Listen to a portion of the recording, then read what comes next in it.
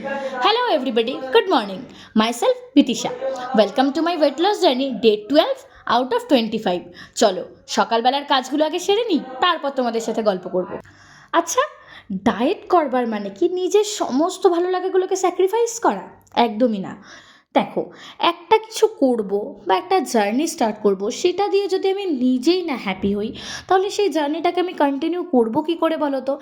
এবার যদি ধরো ইন্টারেস্টিং কিছু খাবার বা লোভনীয় কিছু খাবার যেগুলো আমরা বেসিক্যালি খেতে পছন্দ করি, সেগুলোই যদি আমরা আমাদের ডায়েটে অ্যাড করতে পারি, তাহলে সেই ডায়েট জার্নিটা বা ওয়েট লস জার্নিটা কতটা ইন্টারেস্টিং হয়ে যাবে, তখন আর কিছু মনেই হবে না।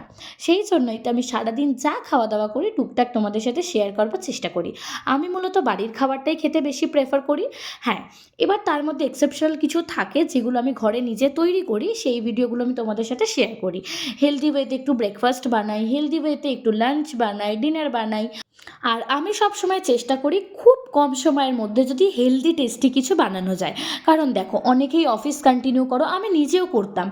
এই রিসেন্ট আমি অফিসটা কিছুদিনের জন্য বন্ধ করেছি। সুতরাং আমি জানি অফিসে থাকাকালীন রান্নাবান্না করাটা ভীষণ হেক্টিক। তো জানিও ভিডিওটা কেমন লাগলো, ভালো লাগলে লাইক করে চ্যানেলটা সাবস্ক্রাইব করে দিই। এখন আমি চলি, টাটা।